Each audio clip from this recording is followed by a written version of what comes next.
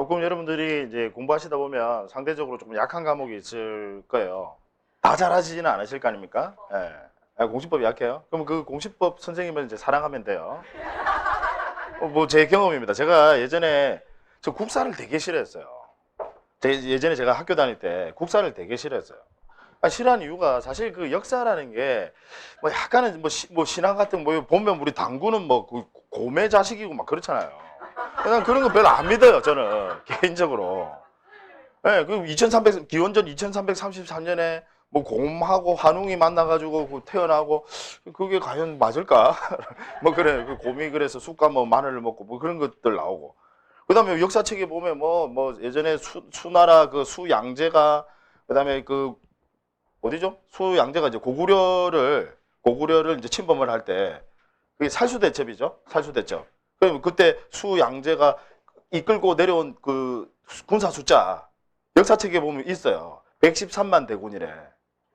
그 숫자가 113만. 전쟁통에 그게 몇 만인지 그걸 어떻게 하려요? 전쟁통에 지금 군사가 그것도 113만이. 지금 우리 여기 무슨 촛불 집회하고 해도 몇 만인지 못해 하려가 그거 가지고 날 뭐 이야기하고 하는데 전쟁통에 그 난리통에 그걸 어떻게 해야 합니까? 그 113만. 제가 봤을 때는 그냥 뭐 추정치고 허구일 가능성이 많단 말이죠. 그러니까 그런 것들 때문에 별로 안 좋아하거든요. 역사를. 안 좋아해서. 그러니까 항상 그 과목만 이제 구멍이 생기더라고요. 근데 제가 고등학교를 딱 올라가고요. 우리 그 학교 다닐 때 남학교에 아마 여러분들 아실 남자분들 보면 이제 남학교 같은 경우 여선생님 제가 다닐 때 거의 안 계셨어요. 여선생님이 거의 안 계셨어요. 근데 몇 안 되는 여선생님 중에서 국사 선생님이 계셨는데 그분이 또 미혼의 국사 선생님을 그래서 상당히 제가 또 좋아했습니다. 그러니까 갑자기 성적이 막 쑥쑥 올라가는 거예요. 역사 그 선생님 또 그러더라. 만점 받으면 뭐 선물 준다고 막 하고 이러니까 그러니까 막 국사만 공부했어요. 막. 아마 그 바람에 지금 그런 것들도 외우고 막 예전에 뭐 송나라에서 넘어온 수학책 이런 산학계목 상명삼법 이런 것도 지금도 외워요. 얼마나 그때 열심히 했습니다. 그 선물 받으려고. 예? 아니, 받았죠. 초콜릿. 뭐큰 선물은 아니던데. 하여튼 뭐 그래도 그분이 초콜릿이라는 게 중요한 게 아니라 그분이 줬다라는 게 중요한 거거든요. 저한테는. 그래서 그렇게 하여튼 사랑하니까 그분을 좋아하니까 그렇게 열심히 하게 되더라는 거죠. 네, 물론 제가 고등학교를 졸업을 하고 학교에 뭐 행사가 있어서 한번 간 적이 있습니다. 근데 제가 나온 학교가 이제 사립학교다 보니까 선생님이 안 바뀌고 계시더라고요. 계셔가지고 그때 제가 미쳤지 뭐 이런 생각이 좀 들더라고요. 그때는 왜 좋았을까 하면서 도무지 제가 한 짓이지만 납득이 잘 안 됐어요. 어쨌든 뭐 공부하다 보면 그래요. 자, 3교시 이제 수업 시작하도록 하겠습니다. 자, 이제 우리 지적 파트에서요. 마지막 파트입니다. 우리 지적이라는 부분의 이제 마지막 파트. 지적 측량입니다. 여러분들 시험에서는 사실 이 지적 측량 파트가요. 이제 우리 맨 앞에 토지 표시, 그 다음에 지적 공부, 그 다음 토지 이동, 그 다음 마지막에 이제 지적 측량이거든요. 이 지적 측량 파트는 보통 시험에서 12문제 중에서 한 2문제. 그러니까 상대적으로는 출제 비중이 가장 낮아요. 한 2문제 정도. 많을 때는 이제 여기서 3문제가 나오긴 하는데 보통은 이제 조금 출제 비중이 이게 조금 낮습니다. 이 파트가. 또 이제 생각해 보면 우리가 이제 측량 기술자 뽑는 시험은 아니니까. 그죠? 측량 기술자 뽑는 시험은 뭐 측량에 대해서 아주 자세하게 깊이 있게 내겠지만 우리는 뭐 측량 기술자 시험은 아니니까. 측량 파트는 여러분들이 너무 깊이 있게 공부하실 필요는 전혀 없어요. 물론 우리 시험 범위에는 이 부분이 다 들어가기는 해요. 지적 측량하면 여러분 측량 규칙이라는 게 있거든요. 그래서 측량 규칙에 보시면 또 측량을 할 때는 뭐 다각망, 도선법 하면서 뭐 별별 그런 용어들이 나오는데 절대 시험에 안 나옵니다. 출제자도 모르니까 절대 안 나와요. 그러니까 그런 것들은 걱정하지 마시고, 그러니까 제가 보는 부분들, 우리 교재에서 나와 있고 제가 보는 부분들만 여러분들은 봐주시면 됩니다. 이 부분은 자칫 잘못하면 혼자 공부하시는 분들은 이 부분 시험에 안 나오는 부분, 쓸데없는 부분 너무 많이 공부하게 되는 부분입니다. 그래서 절대 그렇게 하실 필요는 없다. 자, 먼저 그러면 이제 지적 측량 의부터 지적 측량의 의. 지적 측량은 자, 토지를 지적 공부에 등록하거나 그 다음 이미 지적 공부에 등록된 경계점을 지상의 복원역으로 나타낸다 이 말이죠. 자, 그러면 이걸 제가 이제 도식화해 보면 무슨 얘기냐면 토지가 있어요. 토지가 있고 이걸 지적 공부. 그럼 여기서 말하는 여러분 지적 공부는 뭐 이야기하느냐면 도면 이야기하는 거예요. 도면. 대상과 도면 있지 않습니까? 그 중에서 도면 이야기하는 거예요. 자, 그럼 토지를 도면을 작성하려고 합니다. 여러분 토지 어떤 토지가 있어요. 그 토지가 있는데 도면을 작성하고자 합니다. 이 도면이라고 하는 것은 위에서 수직으로 내려다본 수평면도를 이야기하는 겁니다. 도면을 작성하는데 단순한 풍경은 아니거든요. 그래서 여러분들 뭘 실시해야 도면을 작성할 수 있습니까? 지적 측량 실시하셔야 된다 이 말이에요. 측량을 실시해서 도면을 작성하는 겁니다. 그 다음 여러분 이미 도면은 작성이 돼 있어요. 어떤 토지에 도면은 이미 작성이 돼 있습니다. 물론 그 작성하기 위해서 측량 실시했겠죠. 그리고 이미 도면은 작성돼 있고요. 그럼 이번에는 작성돼 있는 도면을 역으로 현실의 토지 위에 나타내고자 합니다. 이미 작성돼 있는 도면을 현실의 토지 위에 복원, 다시 나타내고자 합니다. 뭐 하셔야 돼요? 지적 측량하셔야 돼요. 이것도 측량입니다. 이때도 마찬가지로 지적 측량 실시해야 한다. 제가 예전에 지난 시간에도 여러분 말씀을 드렸었지만 여러분들에게 도면을 주면서 이 도면에 있는 경계를 현실의 토지 위에 한번 나타내 보세요 라고 해서 혹시 나타내실 수 있는 분이 있으면 큰 돈을 벌 수 있습니다. 뭐 하셔야 돼요? 측량하셔야 돼요. 그래서 그때 실시하는 것도 지적 측량이다. 그래서 지적 측량은 이게 지적 측량입니다. 자 다시 보세요. 지적 공부를 토지를 지적 공부에 등록하거나 이게 위에 있는 1번 이해되시죠? 1번. 그 다음 지적 공부에 등록돼 있는 여기서 말하는 지적 공부 이제 도면 이야기하는 겁니다. 지적 공부에 등록돼 있는 경계점을 지상의 복원역으로 나타낸다 이 말이죠. 이게 2번. 둘 다 지적 측량이다. 1번도 지적 측량, 역으로 가는 것도 지적 측량. 다 지적 측량이라고 한다. 되셨죠? 네. 그 다음.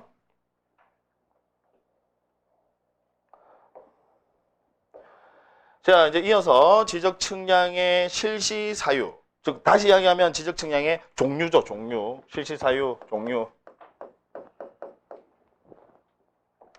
총 몇 가지입니까? 13가지. 요 13가지는 예시가 아니라 열거입니다. 열거예요. 이게 다예요. 아시겠죠? 예. 다만 여러분들은 암기하실 필요 전혀 없습니다. 그냥 이해만 하시면 돼요.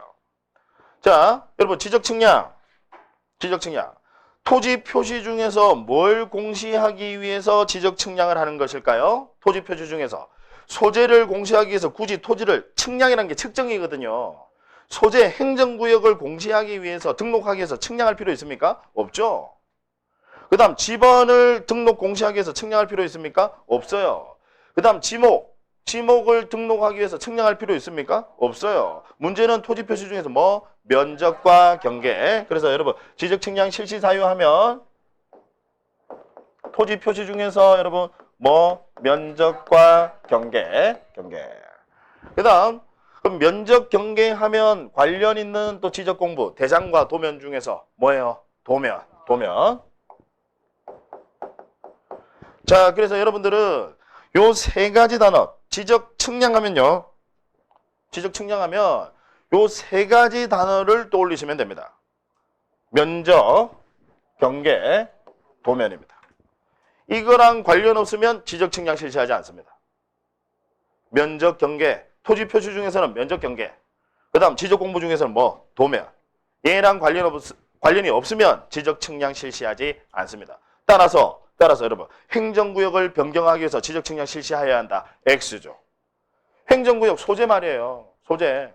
그거 변경하기 면적 경계랑 관련 없고 도면이랑 관련 없어요. 따라서 지적 측량 실시하지 않는다. 그 다음 뭐 지번을 변경하기 위해서 지적 측량 실시해야 한다. X. 지목을 변경하기 위해서 지적 측량 실시해야 한다. X. 이해되시죠? 네. 자, 그래서 그럼 이제 실시 사유들 하나하나 보면 먼저 첫 번째 양가로 1번. 자, 지적 기준점을 정하는 경우. 여러분, 지적 측량, 측량이라는 게 이제 토지를 측정한다라는 겁니다. 측정을 하려면 뭐가 있어야 된다라고요? 기준점. 그래서 일단 기준점부터 정하셔야 돼요. 그걸 지적 기준점이라고 합니다. 이 지적 기준점을 먼저 정하셔야 돼요. 측량을 하려면 지적 기준점을 정해야 됩니다. 이걸 여러분 무슨 측량이라고 하냐면 기초 측량이라고 합니다. 용어 알아두세요. 지적 측량의 종류 중에 하나입니다. 기초 측량. 이 단어만 보셔도 여러분 내용 충분히 짐작하실 수 있겠죠. 기초 측량, 지적 기준점을 먼저 정해야 되니까 기준점을 정하는 측량, 그걸 기초 측량 또는 지적 기준점 측량이라고 하는데 여러분들 시험에는 기초 측량이라는 표현이 나옵니다. 아시겠죠? 네, 기초 측량. 그 다음 자, 여러분 지적 측량은요. 지적 측량은 누가 실시하죠? 누가 실시하죠? 지적 측량 수행자가요. 지적 측량은 지적 측량 수행자가 실시합니다. 이 지적 측량 수행자라 하면 지적 측량 업자와 한국국토정보공사, 과거의 대한지적공사, 그게 지적 측량 수행자예요. 여기서 이제 측량을 실시하게 되면 그 성과가 있을 거 아닙니까? 결과. 그 결과에 대해서 우리 지적소관청 등에서 검사를 합니다.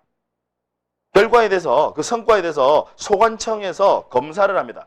검사를 하기 위하여 실시하는 측량, 즉 지적 측량 성과를 검사하는 경우, 검사를 하기 위해서 실시하는 측량, 이걸 검사 측량이라고 합니다. 검사 측량 의미 아시겠죠? 용어만 보면 여러분 바로 이해하실 수 있을 겁니다. 검사 측량. 자, 그다음 여러분 지적 공부가 멸실이 됐어요. 불타서 없어졌어요. 그럼 지적 공부를 새로 만들어야 됩니다. 그걸 지적 공부의 복구라고 합니다. 그럼 지적 공부하면 대장과 도면 아닙니까? 그럼 여러분 도면 복구, 도면 다시 만드시려면 뭐 하셔야 돼요? 측량하셔야 돼요. 그래서 그때 실시하는 측량을 복구 측량이라고 합니다. 용어 아시겠죠? 지적 공부를 복구하는 경우에 이게 토지를 복구하는 경우 아닙니다. 지적 공부, 멸실된 지적 공부를 복구하는 경우에 복구 측량 실시한다. 그 다음 자, 토지를 신규 등록, 이제 새로이 지적 공부에 등록한다. 즉 새로이 도면 작성하셔야 됩니다. 그럼 도면 작성하시려면 뭐 하셔야 돼요? 측량. 그래서 그때 실시하는 측량, 신규 등록 측량.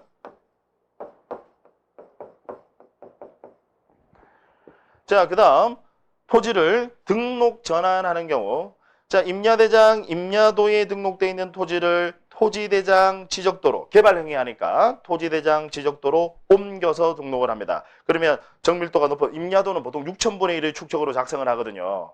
근데 지적도, 일반적인 지적도는 1200분의 1, 정밀도가 훨씬 높은 축적으로 도면을 새로 작성하셔야 돼요. 도면 작성하시려면 역시 뭐 하셔야 돼요? 측량. 그래서 그때 실시하는 측량을 등록 전환 측량. 자, 그 다음 토지를 분할하는 경우, 쪼갠다 이 말이에요. 토지를 쪼개려고 하면 여러분 역시 지적 측량 실시하십니다. 측량해서 도면 새로 작성합니다. 자, 그럼 토지를 분할하는 경우는 당연히 측량 실시해야 되죠. 아까 여러분들 틀리셨잖아요. 분할을 하면 측량 다 가서 내가 여기까지 하면 이거 200제곱미터, 100제곱미터 혹시 되시는 분 있으면 여러분 연락 주세요. 꼭 혼자서 벌지 마시고 큰 돈 벌 수 있습니다. 바로 한국국토정보공사 사장으로 바로 취임하실 수 있어요. 자, 토지를 분할하는 경우에 분할 측량 실시하셔야 됩니다. 자, 그럼 여기서 조심하실 것은 토지를 우리 분할에 이제 분할과 항상 세트로 나오는 애예요. 합병. 그럼 토지를 합병하기 위해서 측량 실시할 필요 있다. OX, X 틀렸다죠. 합병하기 위해서는 측량할 필요 없다. 합병은 우리 30회 시험에도 나왔어요. 합병은 여러분 면적은 어떻게 하면 돼요? 토지 합치면 면적은 더하기만 하면 돼요. 면적은 더하기만 하면 되고 경계는요 지우기만 하면 돼요. 그래서 합병은 지적 측량 실시하지 않습니다. 이에 반해서 분할은 지적 측량 실시한다라는 거. 어디를 보시더라도 합병 측량은 없어요. 그 다음 7번 바다가 된 토지의 등록을 말소하는 경우. 토지가 바다가 돼서 토지 여기서 이제 법에서는 그냥 바다가 된 토지의 등록을 말소하는 경우라고 되어 있는데 여기서 이제 해석상 토지 일부가 바다가 된 것을 이야기하는 겁니다. 왜냐하면 토지의 전부가 바다가 되면 한번 생각해 보자고요. 여러분 토지가 바닷가에 있는데요. 바닷가에 있는 토지 전부가 바다가 됐어요. 내 토지가 바닷가에 있는데 바닷물이 들어와서 영구적으로 빠져나가지 않습니다. 내 토지 전부가 바다가 됐어요. 굳이 측량할 필요 있습니까? 없죠. 그냥 슬퍼만 하시면 돼요. 슬퍼하시다가 90일 이내 등록 말소 신청만 하시면 됩니다. 이해하시겠죠? 토지의 일부가 바다가 되었을 때 그때는 지적 측량 실시하셔야 됩니다. 그래서 그때 실시하는 측량을 바다가 된 토지의 등록 말소 측량이라고 하기도 하고요. 해면성 말소 측량이라고 표현하기도 합니다.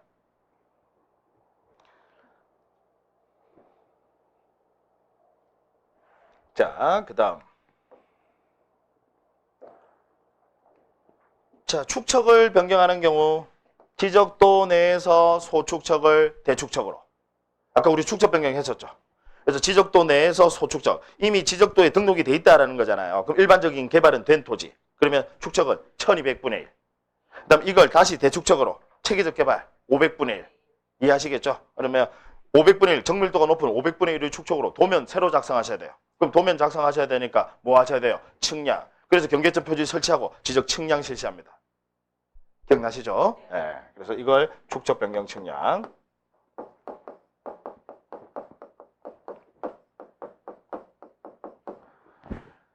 자, 그 다음 지적공부의 등록사항을 정정하는 경우. 자, 우리 토지 표시 중에서 여러분 예를 들어서 소재 지번 지목이 잘못 등록이 돼 있어요. 소재 지번 지목이 지적공부에 가령 이 학원 건물이 있는 토지 예를 들어 서울특별시 여기 강남구인데 뭐 서초구라고 돼 있더라요. 소재가 잘못 등록이 돼 있습니다. 역시 정정을 하셔야 되죠. 정정을 하십니다. 다만 이때는 측량하실 필요 있을까요? 없죠. 그 다음 지번과 지목이 잘못 등록이 되어 있습니다. 역시 정정하셔야 되죠. 정정하셔야 되는데 측량할 필요 있을까요? 없어요. 문제는 면적과 경계입니다. 그래서 아까 제가 지적 측량하면 여러분 토지 표시 중에서 뭐 면적, 경계, 그 다음 지적 공부 중에서 도면 그 세 가지 단어 떠올리셔야 된다고요. 따라서 지적 공부의 등록사항을 정정하는 경우라도 있는데 여기서 지적 공부의 등록사항은 당연히 해석상 뭘 의미하느냐? 면적과 경계를 의미합니다. 소재 지번 지목을 정정하는 경우에 굳이 측량을 실시할 필요는 없습니다. 그래서 이걸 등록사항 정정 측량이라고 합니다.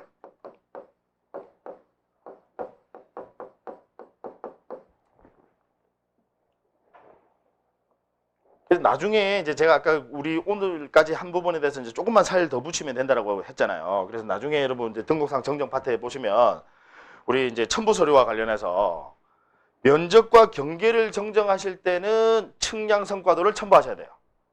측량 실시하셔야 되거든요. 면적과 경계를 생각해 보시면 여러분 면적 경계 정정하려고 하는데 측량할 필요 없다라고 하면 대한민국 국민들 전부 다 정정해 주세요라고 신청할 거예요.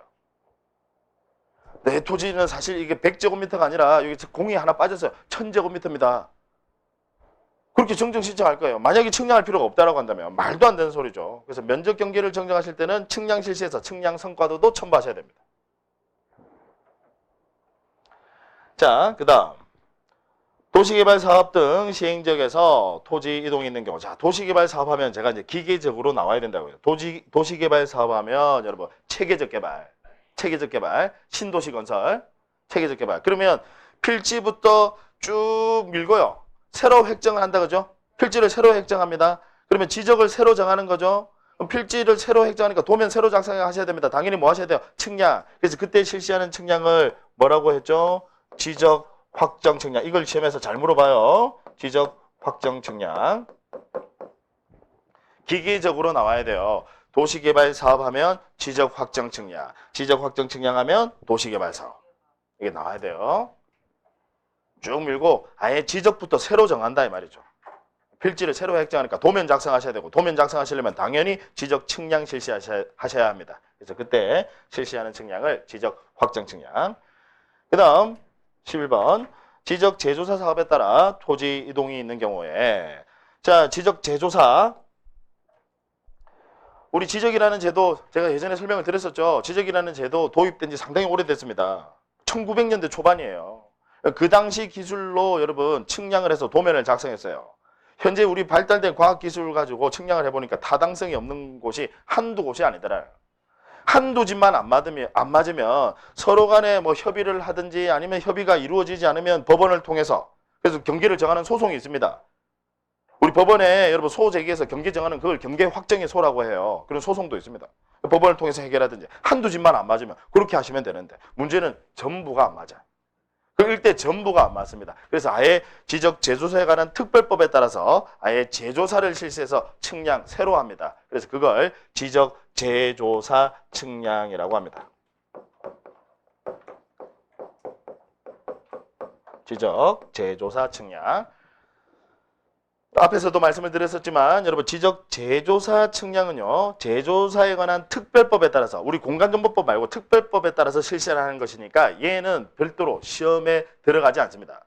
그러니까 이 부분은 제조사에 관한 특별법의 내용은 여러분들 시험 범위가 아니에요. 그러니까 이 내용은 안 나오는데 뭐는 알아두셔야 되느냐면 지적 제조사 측량도 지적 측량의 실시 사유 종류 중에 하나 맞습니까? 맞아요. 그건 알아두셔야 돼요.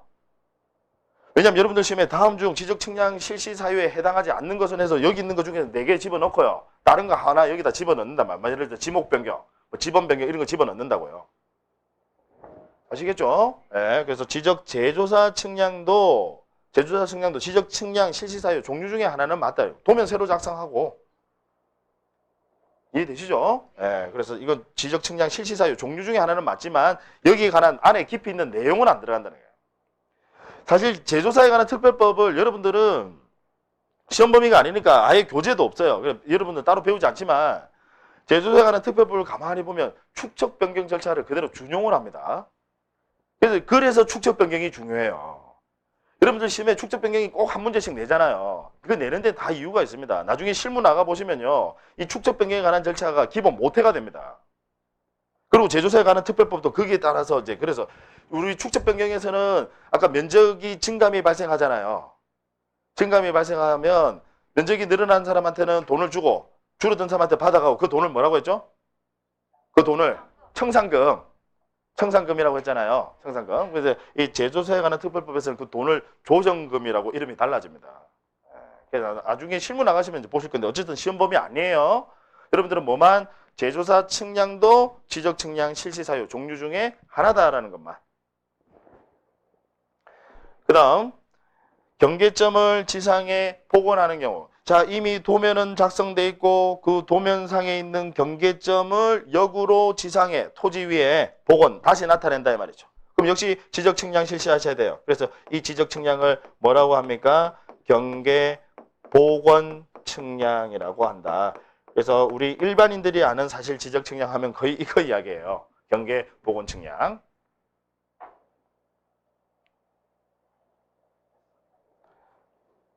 실무에서는 이 경계 복원에서 복원이라는 말 빼고 그냥 경계 측량 뭐 이렇게 표현하기도 하는데 정식 명칭은 경계 복원 측량입니다. 경계점을 다시 현실의 토지에 복원 다시 나타낸다 이 말이죠. 그다음 마지막 지상 구조물 또는 지형 지물이 점유하는 위치를 구조물 그럼 지상에 있는 구조물 즉 건물 이야기하는 거예요. 그 건물의 위치를 알아보기 위해서 실시하는 측량 그걸 뭐라고 하느냐면 지적 현황 측량이라고 하는데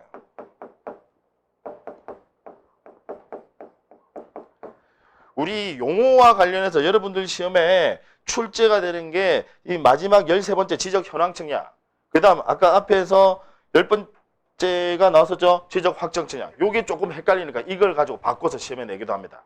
용어와 관련해서는 아시겠죠? 그래서 지적 현황 측량하면 건축물이 어디쯤 위치하는지 건축물의 현황을 알아보기 위한 측량 그게 지적 현황 측량. 그 다음 지적 확정 측량은 도시개발사업 낙후된 지역 쭉 밀고 새로운 신도시 건설한다라는 거죠. 필지부터 새로 획정한다. 그래서 그걸 지적 확정 측량. 용어 구별하시겠죠? 자, 그러면 이제 여기서 이제 중요한 게 제가 이제 지적에서 여러분 가장 중요한 부분이 이제 이 부분입니다. 이 지적 측량 파트에서 가장 중요한 부분 이 부분이 뭐냐면 지금 아까 올라가 보면요.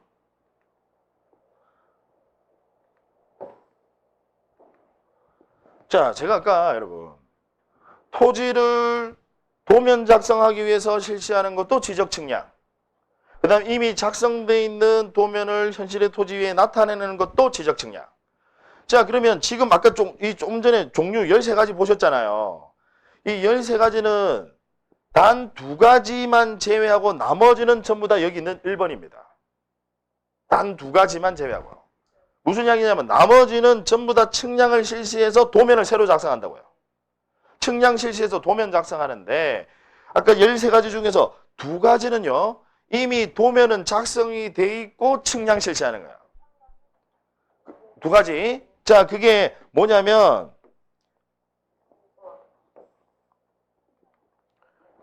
요 2가지입니다. 지적 현황 측량과 경계 복원 측량. 마지막에 나오는 지적 현황 측량과 경계 복원 측량. 자, 잘 생각해 보시면요. 지적 현황 측량, 아까 현황 측량이 뭐예요? 이미 도면은 작성돼 있어요.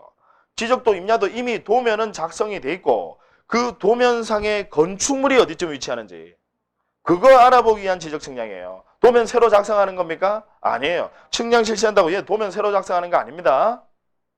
이해하시겠죠? 그 다음 경계복원 측량. 경계복원 측량 역시 이미 도면은 작성이 돼 있고 그 도면상에 있는 경계를 역으로 현실의 토지 위에 나타내기 위해서 실시하는 지적 측량이에요.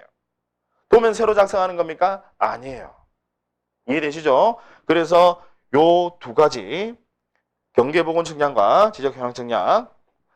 자, 다른 지적 측량은 측량 실시하면 전부 다 도면을 새로 작성하니까 측량을 실시하면 소관청으로부터 검사를 받습니다. 아까 왜 우리 검사 측량 2번째 나왔던 거 기억나시죠? 측량이 끝나면 원칙적으로 검사를 받아요. 근데 얘는 측량을 실시하더라도 도면 새로 작성하는 거 아니니까 검사 받습니까? 받지 않습니까? 받지 않습니다. 검사 받지 않는다. 그 다음 여러분 우리 지난 시간에 했었는데요. 면적이라고 하는 것은 수평면상의 넓이, 즉 도면상의 넓이입니다. 면적은 도면상의 넓이에요. 그래서 면적 측정은요. 도면을 새로 작성하는 경우에만 면적을 측정합니다. 도면을 새로, 왜냐면 그 도면 가지고 면적 측정하는 거거든요. 자, 근데 이 2가지는, 이 2가지 지적 측량은 도면을 새로 작성하는 겁니까? 아니에요. 따라서 면적도 측정하지 않습니다. 그래서 지적 측량 파트에서는 사실 이 부분이 핵심이에요. 지적 측량을 실시하더라도 검사받지 않고 면적도 측정하지 않는다. 이유는 도면을 새로 작성하는 게 아니니까.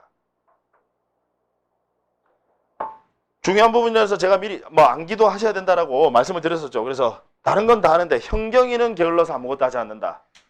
현경이는 게을러서 아무것도 하지 않는다라고 암기도 하셔야 되겠지만 이해하셔야 돼요. 암기만으로는 이제 조금 부족해요. 여러분들 시험이 조금 응용해서 출제를 하기도 하니까 물론 법 규정 가지고 출제를 하기는 하는데 그걸 조금 응용해서 하니까 요즘 시험의 추세가 그래요. 조금 응용도 하니까 암기만 가지고는 좀 부족하다. 이해도 좀 하시라고요. 그리고 이해가 된 상태에서 암기하면 금방 외워요. 금방 외우고 왜 제가 자꾸 이해를 하라고 하냐면 여러분들 현경이는 게을러서 아무것도 하지 않는다. 제가 봤을 때 제가 앞으로 수업 시간에 이야기하는 그런 한 글자씩 딴 거 보통 이제 앞글자를 주로 많이 따거든요. 그래서 두 문자라고 하는데 이 한 글자씩 따서 이제 암기를 하는 게 이 두 문자 암기법이 암기는 기가 막힙니다. 두 문자 암기법은요. 여러분 한번 외워두면 이게 평생 기억에 가요. 아무 말도 안 되는 아무 의미도 안 되죠. 예를 들어서 이제 나중에 여러분들 제한테 들으시겠지만 우리 등기도 대위 신청하는 경우가 있어요.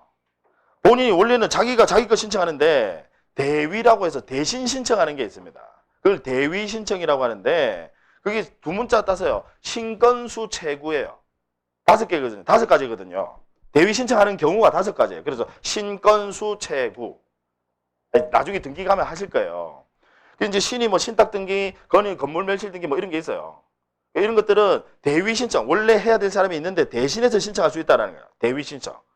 그럼 대위 신청은 규정이 있는 경우에만 가능하거든요. 그래서 이걸 외우셔야 돼. 신건수 채구 외워야 되는데 외울 때는 이제 신건수 채구. 안 그래도 등기 건수가 많은데 대한민국 여러분 한 해 우리 법원 행정처 자료에 따르면 통계 자료에 따르면 한 해 등기 건수가 한 몇 건 될 것 같아요? 한 해? 아니, 많기는 많죠. 그러니까 1000만 건이 넘어요. 한 해 등기 건수가. 그런데 대위에서 신청할 수 있다는 규정이 있는 바람에 신건 숫자가 최고가 되더라. 이렇게 외우는 거예요. 신건 숫자 최고가 되더라. 나중에 이제 이렇게 외우실 거예요. 외우는데 신건수 최고 외운단 말이에요. 그럼 신건 숫자가 최고가 된다. 그럼 신건수 최고 자꾸 하다 보면 제가 장단컨대요. 수업만 그냥 오시면 신건수 최고 두 문자는 시험장에 가면 기억이 나. 신건수 최고는 기억이 나는데 도대체 이게 어디에서 나온 건지 몰라요. 나중에 여러분 이것저것 암기할 거 많거든요. 그럼 무턱대고 다 암기하시는 분들은 결국 그렇게 됩니다. 무턱대고 그냥 암기하시는 분들은 내용도 이해 못하고 그냥 암기만 하신 분들은 이게 어디에서 나온 건지 몰라요. 이 두 문자가 도대체 이게 신건수 최고는 기억이 나는데 어디에서 나온 건지 몰라. 심지어 어느 과목에서 나온지도 헷갈립니다. 다른 과목들도 두 문자 따잖아요. 그럼 그거 외우고 이거 외우고 하다 보면 막 외우는 것도 막 하다 보면 섞여가지고 막 헷갈려가지고 도무지 오히려 차라리 안 외우는 게 더 나을 수도 있단 말이에요. 그래서 이해를 좀 하시고 암기를 하시면 절대 안 헷갈린단 말이에요. 그래서 제가 자꾸 이해를 또 하시라고 그렇게 강조 말씀을 드리는 겁니다. 자, 어쨌든 현경이는 게을러서 아무것도 하지 않는다. 그죠? 검사도 받지 않고 다른 건 다 해요. 근데 검사도 받지 않고 면적을 측정하지 않는다. 이유는 도면을 새로 작성하는 게 아니니까. 아까 그 2번에 해당한다 이 말이죠. 왜 우리 지적 측량하면 여기 2번에 해당한다 이 말이에요. 도면 새로 작성하는 게 아니다. 이해되시죠? 예. 자.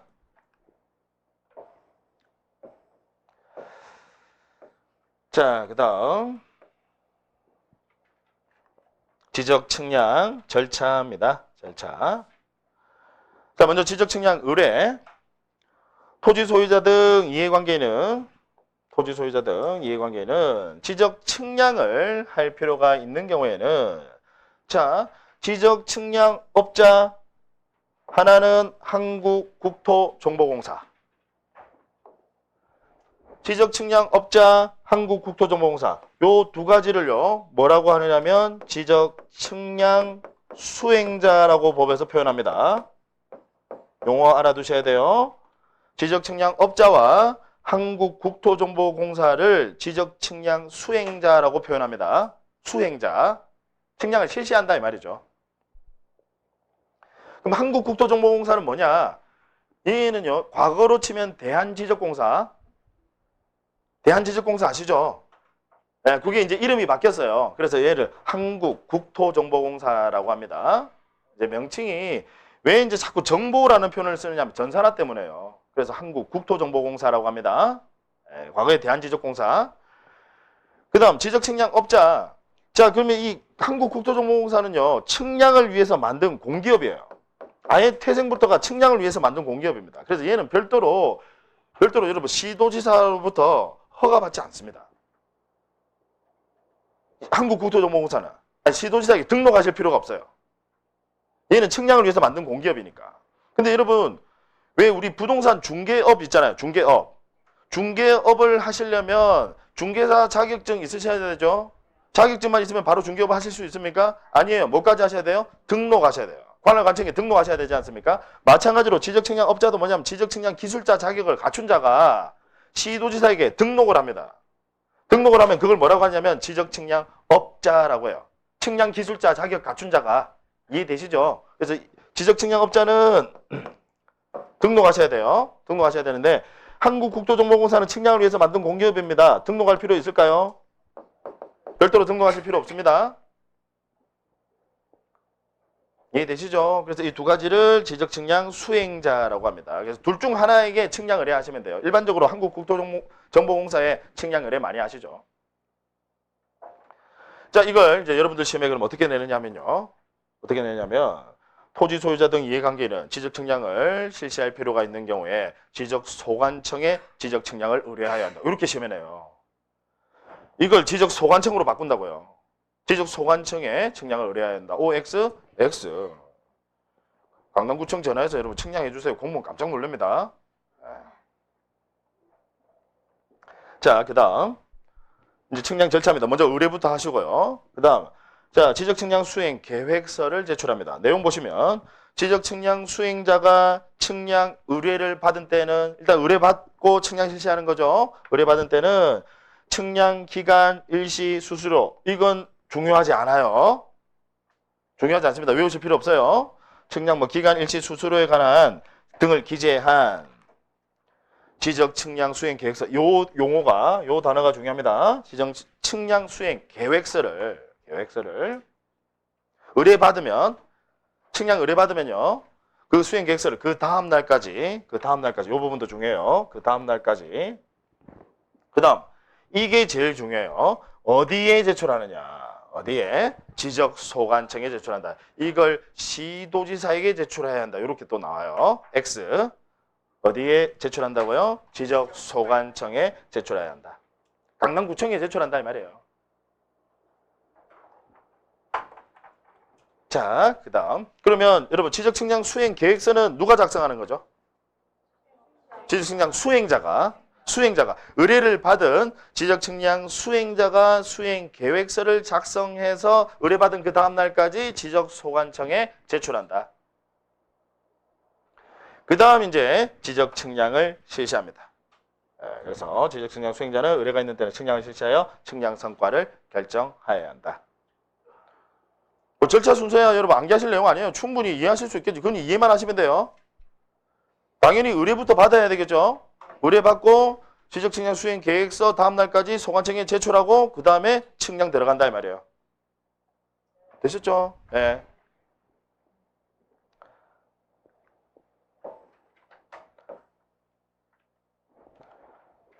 자, 그 다음 이제 지적위원회.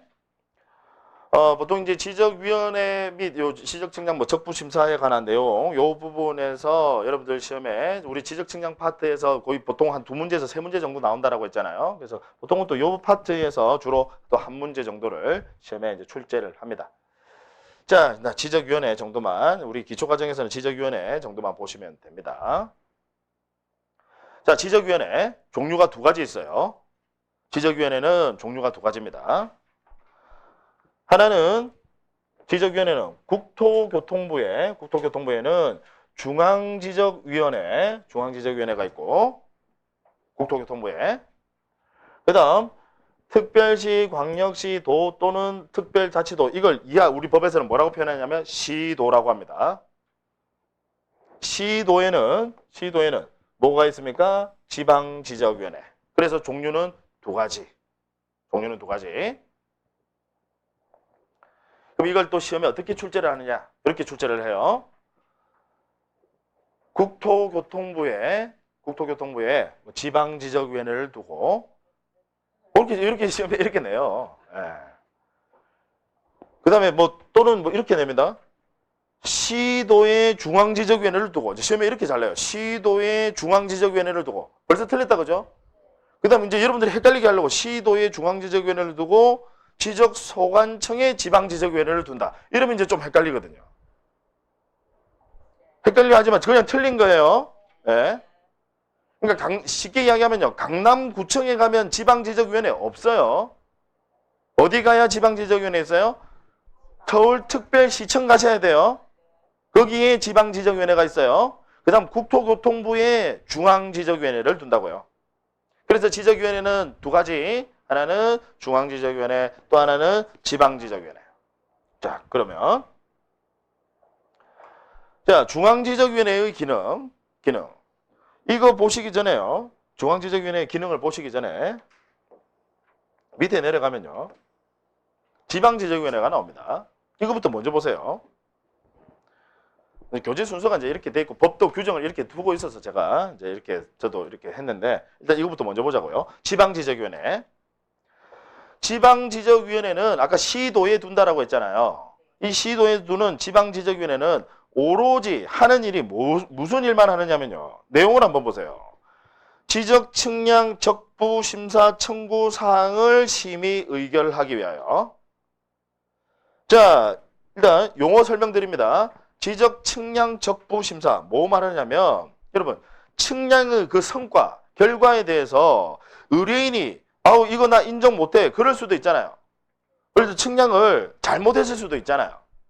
내지는 또 측량하는 그 측량 수행자가 어느 한쪽에 뇌물을 받아먹고 유리하게 측량을 해주고 그런 경우 물론 있지는 않겠지만 그런 경우가 과거에는 있었다고 하더라고요. 어쨌든 측량이 잘못될 수 있지 않습니까? 그럼 거기에 대해서 측량이 이거 제대로 됐는지 적법한지 부적법한지 봐주세요 이 말이에요. 왜 구속 적부심사라고 하잖아요. 적법한지 부적법한지 봐주세요.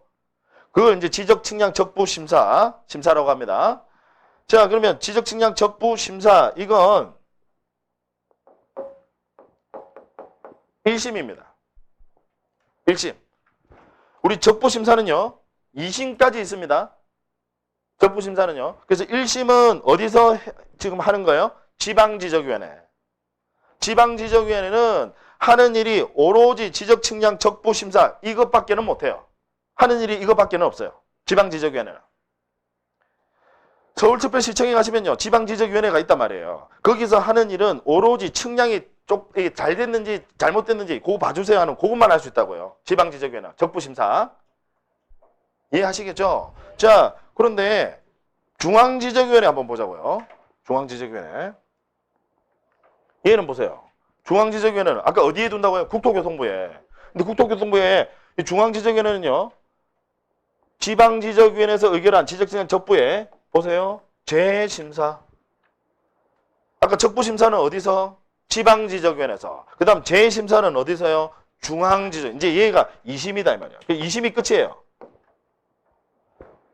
지적측량 적부심사는 2심이 끝이에요. 1심은 지방지적위원회, 2심은 중앙지적위원회. 끝. 더 없어요. 근데 보시면 중앙지적위원회는요. 재심사 이외에도 기타 하는 일들이 더 있습니다. 여러분들은 그 정도만. 뭘 하는지까지는 아실 필요 없고 재심사에다가 플러스 알파 하는 일이 더 있더라. 그래서 보시면 뭐 지적 관련된 정책 개발이라든지 아니면 지적 측량 기술자 뭐 양성 방안, 그다음 지적 측량 기술자가 뇌물 받아 먹고요. 유리하게 측량해 주세요. 그럼 징계해야 되겠죠. 그런 징계 사항들 이런 것들 전부 다 어디서 하는 거예요? 중앙지적위원회에서. 중앙지적위원회에서. 그래서 중앙지적위원회는 재심사 플러스 알파. 지방지적위원회는 뭐만? 심사, 적부심사만. 되시죠? 네. 자. 기타 나머지 이거 외우실 필요 전혀 없습니다. 그냥 재심사에다가 플러스 알파. 그 다음 지방지적위원회는 오로지 적부심사. 그 다음 중앙지적위원회 구성. 왜 지방지적위원회 구성을 안 나오느냐? 준용하거든요. 중앙지적위원회 그 구성을 위원 구성을 그대로 따른다면 지방지적위원회는. 그래서 따로 안 나오는 겁니다. 내용 똑같다 이 말이에요. 자, 그러면 구성. 먼저 위원장 및 부위원장 각 1인입니다. 위원장 하나, 부위원장 각 1인을 포함하여 제외하는 게 아니라 포함해서 5인 이상 10인 이내 5인 이상 10인 이내 위원으로 구성합니다. 포함한다라는 거. 그러니까 위원장, 부위원장 포함해서 5인 10인. 네. 이해되시죠? 네. 그 다음 위원장은 국토교통부의 지적 업무 담당 국장이 국토교통부에 가면 그 담당 국이 있어요. 그 담당 국장이 위원장이 되는 겁니다. 여기서 국장은 당연히 국토교통부 장관이 이야기하는 거 아닙니다. 국토교통부 내에 지적 담당국이 있어요. 그 국장이 위원장이 되고 당연직입니다. 그 다음 부위원장은 국토교통부의 지적 업무 담당 과장이 부위원장이 됩니다. 당연히 국장이 높은 거예요. 국장이 위원장, 그 다음에 과장이 부위원장, 역시 당연직입니다. 그 다음 4번을 먼저 봐요. 4번. 위원장 및 부위원장을 제외한, 이거 억지로 외우려고 하지 마세요. 이해하시자고요. 위원장 및 부위원장을 제외한 위원의 임기는 몇 년? 2년. 제외한. 자, 왜 제외를 하느냐? 지금 보세요. 여러분, 위원장은 누가 위원장이 되는 겁니까? 업무 담당 국장이, 그 지적 업무 담당 국장이 위원장, 당연직이거든요.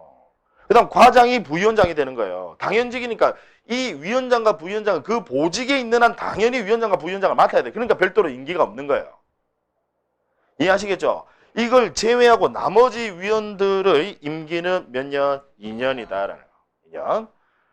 그 다음 3번은요. 3번은 사실 법에 규정을 두고 있지만 얘는 그냥 상식이죠. 법에 규정을 두고 있지만 상식입니다. 그래서 뭐 가끔씩 지문으로 나오긴 하지만 당연히 위원은 지적에 관한 학식과 경험이 풍부한 저 같은 사람들이 가야 되겠죠. 예. 당연한 거다, 그죠? 예. 뭐 이건 뭐 상식이니까. 그다음 밑에 중앙지적위원회의 회의. 자, 내용 보시면 1번 중앙지적위원회의 위원장은 아까 위원장은 지적 업무 담당 국장이 그 위원장은 회의를 소집하고 당연히 회의 소집하고 그 회의에서 의장이 됩니다. 이런 것들이 가끔씩 시험에 지문으로 나와요.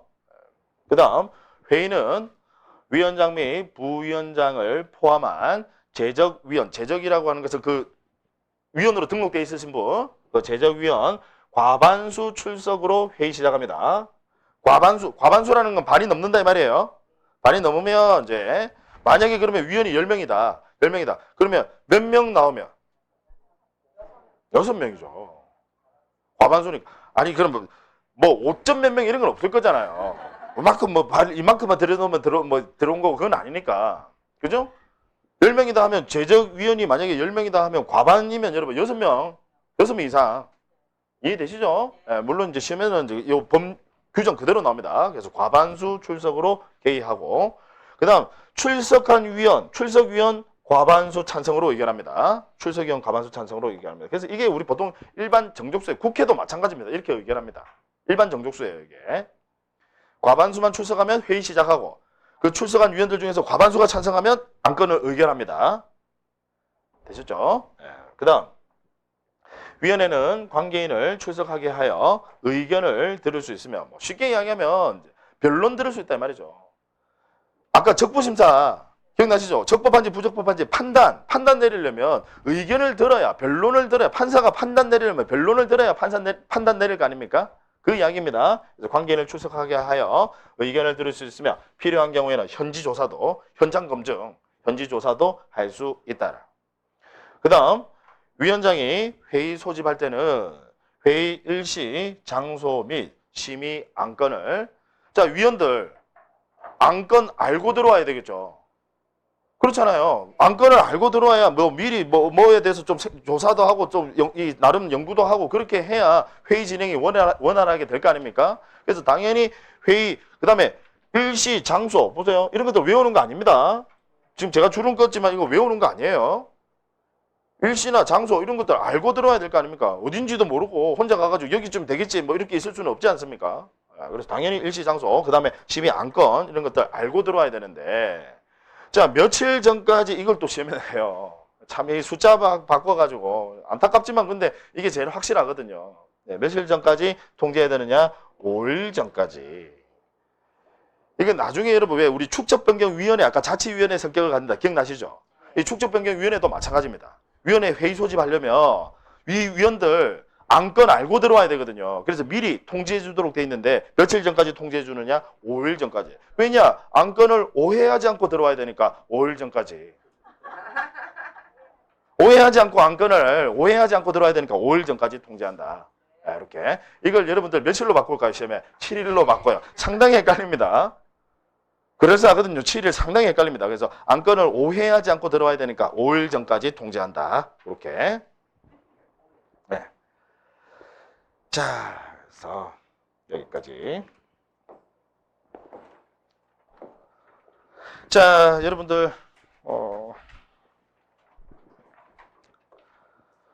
그래도 여러분들이 생각보다는 잘 좀 따라오 주신 것 같아요. 그 앞에서 이제 복습도 좀 하신 것 같아요. 제가 이제 처음에 살짝 오해를 했었어요. 복습 안 해놓고 복습을 하셨다라고 말씀하신 게 아닌가라고 살짝 오해를 했었는데, 뭐 수업을 쭉 하다 보니까 그래도 복습이 어느 정도 좀 잘 되고 있는 것 같아서 상당히 뭐 흐뭇합니다.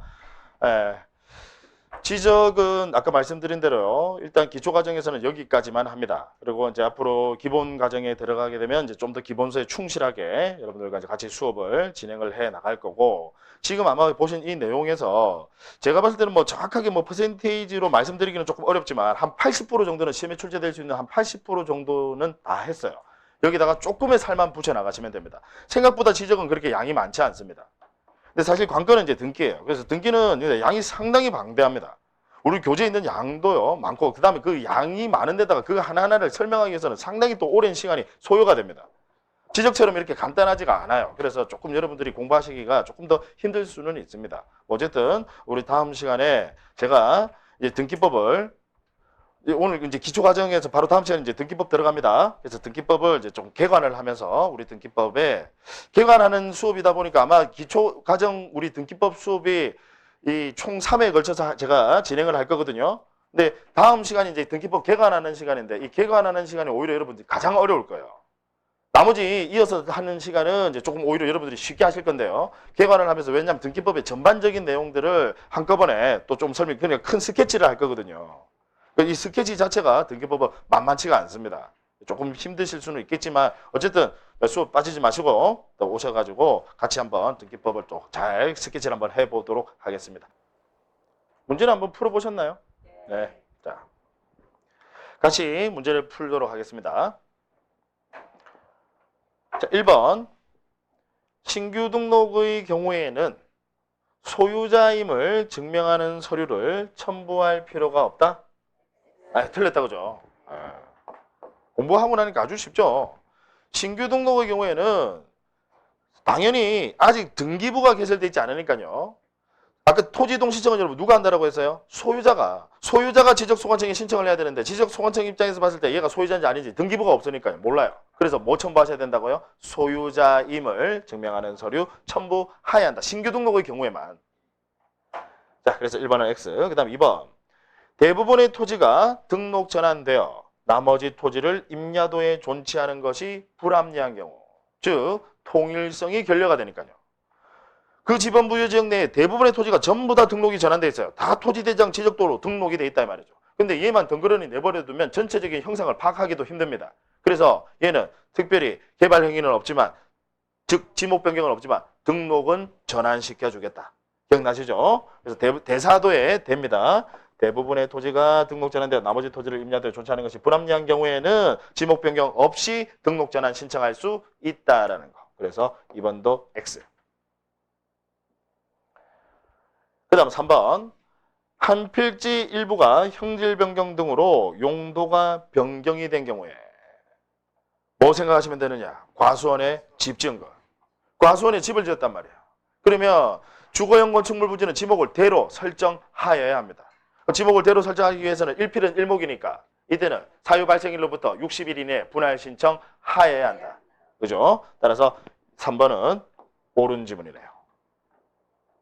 60일 이내에 지적소관청에 분할 신청하여야 한다. 그 다음 4번. 주택법에 의한 공동주택 부지는 공동주택. 공공이다 그죠? 공공과 관련 있죠. 공익과 관련 있죠.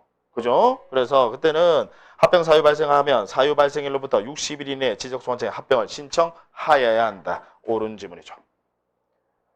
공익과 관련이 있는 경우 합병도 원칙적으로는 임의적 즉 합병 신청할 수 있다. 분할도 신청할 수 있다. 다만 예외 의무적으로 그래서 합병의 경우에는 공동주택 그죠? 공익과 관련이 있다 그죠? 그 다음에 뭐 도로나 제방 국어 하천 즉 공익과 관련 있는 지목의 경우에는 그때는 역시 사유 발생일로부터 60일 이내에 신청하여야 한다. 되시죠? 예. 그 다음 5번. 토지 용도가 변경된 경우에는 지목 변경 대상에 해당하나 건축물의 용도가 변경된 경우에는 지목 변경 대상이 아니다. 그럴싸하잖아요. X. 틀렸다 그죠? 건축물의 용도가 변경이 된 경우에도 지목 변경 대상이다라는 거. 그 다음 6번. 토지 소유자는 말소 통지를 받은 날로부터 60일 이내에 지적소관청에 등록 말소 신청을 해야 한다. X 90일이다 그죠? 이 30일간 슬퍼할 시간을 더 줘요. X. 그 다음 7번. 지적소관청은 지적공부의 등록사항에 잘못이 있음을 발견한 때에도 항상 소유자의 신청에 의하여서만 정정할 수 있고 직권으로 조사 측량하여 지적공부를 정정할 수는 없다. X. 틀렸네요. 어떤 경우에 직권으로 정정할 수 있죠? 명백한 오류가 있거나 아니면 그 오류가 미미한 오류일 때는 직권 정정. 그때는 굳이 신청을 기다리지 않고 소관청이 직권으로 정정할 수 있다라는 거. 자, 그 다음 8번. 축적 변경을 신청하는 토지 소유자는 축적 변경 사유를 기재한 신청서에 해당 토지 소유자, 축적 변경 대상 토지 이야기하는 겁니다. 해당 토지 소유자 2분의 1 이상의 동의서를 첨부하여 지적소관청에 제출해야 한다. X. 틀렸네요. 몇 분이면 3분의 2. 이걸 이렇게 심해내요. 3분의 2다. 그죠? 소유자의 의사결정이 중요하니까 해당 토지 소유자 3분의 2 이상의 동의를 얻어서 축적 변경을 실시할 수 있다라는 거죠. 자, 그 다음 9번. 지적소관청은 토지 표시에 변경이 있는 경우에 지체 없이 관할 등기관세에 그 등기를 촉탁하여야 하므로 여기까지 맞다 그죠? 등기 촉탁하여야 한다. 의무입니다. 지적소관청은 지적공부 정리하면 등기부터 바뀌어야 되니까 법에 따르면 등기 촉탁하여야 한다라고 돼 있어요. 하여야 하므로 여기까지 맞는데 신규 등록의 경우에도 등기 촉탁하여야 한다? 이 부분이 틀렸네요. 신규 등록은 등기 촉탁 대상이 아니다라는 거. 그 다음 10번. 토지의 신규 등록, 등록 전환, 분할, 합병, 축적 변경 등의 경우에는 지적 측량을 실시해야 한다. X 틀렸어요. 뭐 때문에요? 합병 때문에요. 다른 것들은 전부 다 지적 측량 실시 사유에 해당하는데 여러분들 시험에 이렇게 출제를 해요. 아닌 거 제가 그랬죠. 이게 출제 유형 중에서 가장 유형 중에서 여러분 난이도 높은 게 개수 묻는 거예요. 네모 박스 안에 개수 묻는 게 가장 여러분들 시험에 출제 유형 중에서 난이도 높아요. 그 부분이. 왜냐면 개수 묻는 게 그게 정확하게 아셔야 되거든요. 하나도 정확하게 모르면 사실 틀릴 가능성이 높아요. 대신에 이제 그런 점은 있어요. 이 개수 묻는 거는 나는 이게 O라고 생각하고 이걸 X라고 생각했는데 답은 그게 아닌데도 불구하고 개수 묻는 문제는 맞출 수도 있는데 그럴 운이 여러분들에게 오기를 기대하지는 마시고 평상시에 덕을 많이 쌓으셔야 되거든요. 그 정도 운이 오시려면. 그러니까 사실 개수 묻는 문제가 상당히 이제 난이도가 높고 그 다음으로 이제 난이도가 높은 게 이런 형태입니다. 아닌 것들 여러 개 중에서 아닌 것들 하나 끼워 넣어요. 합병의 경우에는 지적 측량 실시합니까? 실시하지 않습니다. 나머지는 측량 실시하죠. 그죠? 면적 경계, 그 다음 도면. 그래서 나머지는 지적 측량 실시하는데 합병의 경우에는 지적 측량 실시하지 않는다라는 거. 그래서 10번은 X다. 그죠? 자, 이제 여기까지 하도록 하겠습니다. 다음 시간에 뵙도록 하겠습니다. 수고 많으셨습니다.